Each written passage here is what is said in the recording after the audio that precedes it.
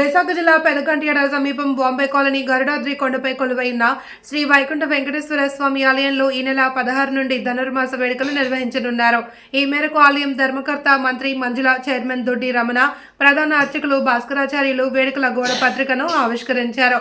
ఈ సందర్భంగా మాట్లాడుతూ 16 నుండి ప్రతిరోజు స్వామివారికి విశేష పూజా కార్యక్రమాలు నిర్వహించనున్నట్లు తెలిపారు. 30న ముక్కోటి ఏకాదశి సందర్భంగా స్వామివారి ఉత్తర ద్వార దర్శనానికి విస్తృత ఏర్పాట్లు చేస్తున్నట్లు తెలిపారు. భక్తులు వేడుకల్లో పాల్గొనాల్సిందిగా కోరారు. ఈ కార్యక్రమంలో అప్పలరెడ్డి, పెంటకోట రాజు, సావిత్రమ్మ, నాగమణి, పద్మ, రమ పాల్గొన్నారు. స్వామివారి మహిమలు వినలేనివి, మనం చెప్పలేనివి. అంతటి మహోన్నతమైన ప్రతి వైకుంఠ ఏకాదశి ఎప్పుడా అని ఎదురు చూస్తున్న మాసం ధనుర్మాసం. ఈ ధనుర్మాసంలో 16వ తారీఖు నుంచి మరి ధనుర్మాసం స్టార్ట్ అవుతుంది. భక్తజనులందరూ కూడా ఈ యొక్క ధనుర్మాస వ్రతం మొదలుపెట్టి ఆ వెంకటేశ్వర స్వామి, ఆ గోదా తల్లి అనుగ్రహాన్ని పొందుతారని తెలియపరుస్తూ, మరి అలాగే మనం ఈ వైకుంఠ వెంకటేశ్వర స్వామి వెలసిన దగ్గర నుంచి ప్రతి సంవత్సరం కూడా స్వామి సాక్షాత్తు ఉత్తర ద్వారాన్నే నిలడం జరిగింది. మనం ఏంటంటే మనం ఇందులో చేసేది ఏమీ లేదు. స్వామికి తిరుమల తిరుపతిలో ఏ విధంగా సప్త ద్వారాల్లో ఉంచి మరి దర్శన భాగ్యం పొందుతారో అదే విధంగా ఈ వైకుంఠ వెంకటేశ్వర స్వామి కూడా సప్త ద్వారాలు ఏర్పాటు చేస్తూ ఆ సప్త ద్వారాల్లోంచి ఆ శ్రీనివాసుని, ఆ తల్లి గోదాదేవిని, ఆ శ్రీ మహాలక్ష్మిని మరి దర్శించుకునే భాగ్యం మనందరికీ అతి చేరువలో, అతి దగ్గరలో ఈ కొండపై వెలిసినటువంటి వెంకటేశ్వర స్వామి ఆలయంలో మనందరికీ కూడా దక్కుతుంది.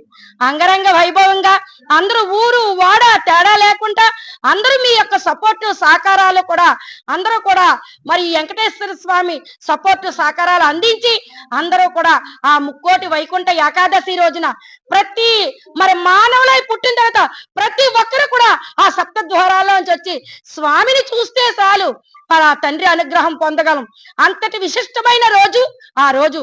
అందుకే ఈ రోజున మరి ఈ యొక్క పత్రిక ప్రకటన ద్వారాగా, మరి అలాగే మా ఆలయ కమిటీ సభ్యుల ద్వారాగా, ఈ ఆలయ ట్రస్ట్ ద్వారాగా, మరి ఆలయ చైర్మన్ దొడ్డి రమణ గారి సారథ్యంలో మా యొక్క ఆలయ కమిటీలో ఇప్పుడు ఎన్నో మంది ఎన్నో రకాలుగా అంటారు. కానీ మహాకార్యం చేసేటప్పుడు అందరూ కూడా వెంకటేశ్వర స్వామి భక్తులను తప్ప ఇందులో ఎవ్వరికి కూడా ఎటువంటి విభేదాలు లేకుండా సక్రమంగా అందరూ సహకరిస్తారని మనస్ఫూర్తిగా కోరుకుంటూ స్వామివారికి శ్రీదేవి భూదేవికి అభిషేకంతో ప్రారంభం జరుగుతుంది. రేపు ధనుర్మాసం కార్యక్రమంలో మొదటి దశగా ఈరోజు ఏకాదశి ఆలయంలో స్వామివారికి అభిషేక కార్యక్రమం నిర్వహించారు.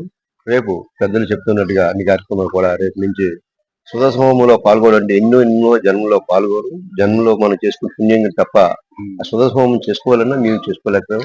అదృష్టవశాత్తు మాకు భాస్కరాచార్య ప్రధానగా వచ్చే వారు అన్ని రకాలుగా వారి పర్యవేక్షణలో నిర్వహిస్తున్నారు. ఈ ఆలయ కమిటీ ట్రస్ట్ సేవకులు కమిటీ వారి ఆధ్వర్యంలో కార్యక్రమం నిర్వహిస్తుంది.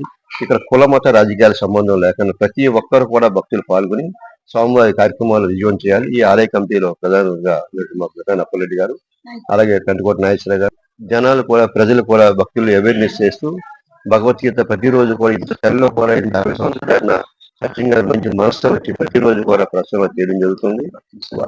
వారికి కూడా అభినందన తెలియజేస్తూ, అలాగే భవానీ దుర్గాప్రస కూడా ప్రతినిత్యం కూడా శనివారం భజన చేయడం, శనివారం మధ్యాహ్నం వెంకటేశ్వర ఆరాధన చేయడం, వారికి కూడా అభినందన తెలియజేస్తూ ఈ ఆలయ కమిటీలో ఉన్న సేవకులకు, ఆలయ కమిటీ మహిళా సోదరి అందరూ కూడా పేరు పేరున హృదయపూర్వక అభినందన తెలియజేస్తూ రాబోయే రోజుల్లో అన్ని కార్యక్రమాలు కూడా ఈ ధనుర్మాసంలో చేసుకుంటే మనం ఒక సంవత్సరం వల్ల జీవితాంతకాలం మనం రుణపడి ఉంటాం. స్వామివారి చేసుకునే అదృష్టం కూడా ఈ ఆలయ కమిటీ ట్రస్ట్ ద్వారా, ఆలయ సేవకుల కమిటీ ద్వారా నిర్వహిస్తున్నారు. ఇక్కడ ఎవరైనా సరే రావచ్చు, ఏమి ఉన్నా లేకపోయినా, డబ్బులతో నిమిత్తం లేకుండా చేయొచ్చు, ఎవరికి తోచిన గారు సాయం చేయొచ్చు, లేకపోయినా ఇబ్బంది లేదు. కానీ స్వామివారి సేవ చేసే స్వామివారి అనుగ్రహం ధనుర్మాసంలో చేసుకోవడం అనేది ఎన్నెన్నో జన్మల పుణ్యం. అలాగే ముక్కోటి ఏకాదశి కూడా మనం ముక్కోటి ఏకాదశి స్వామివారి దర్శనం చేసుకుంటే డైరెక్ట్ గా స్వర్గంలోకి మనం వెళ్ళొచ్చినట్టే. బతుకుంటుండగా మానవ జన్మలో భగవంతుడు ఆ విష్ణుమూర్తి ఒక వరం ఇస్తాడు. విష్ణుమూర్తి వెంకటేశ్వర వరంలో ఆ ధనుర్మాసంలో స్వామివారికి ఎవరైతే ధనుర్మాస పూజలు చేస్తారో, ధనుర్మాసంలో ఆ గోదాదేవి అమ్మవారి అనుగ్రహం పొందుతారో, స్వామివారి ఆశీస్సుతో గోదాదేవి 4 రోజులు మాత్రమే అమ్మవారి ప్రజలకు కూడా భక్తులకు దర్శనమిస్తారు. ఆ దర్శనం కూడా ఈ గోదాదేవి అమ్మవారి పూజలు చేసుకుని ధనుర్మాస కార్యక్రమాన్ని రెగ్యులర్ గా కంప్లీట్ కావడం జరిగింది. ఆలయ ట్రస్ట్ ద్వారా, ఆలయ కమిటీ ద్వారా పెద్దలు అప్పలరెడ్డి గారు, నాగేశ్వర గారి అందరూ సహకారంతో ఈ కార్యక్రమం నిర్వహిస్తున్నాం.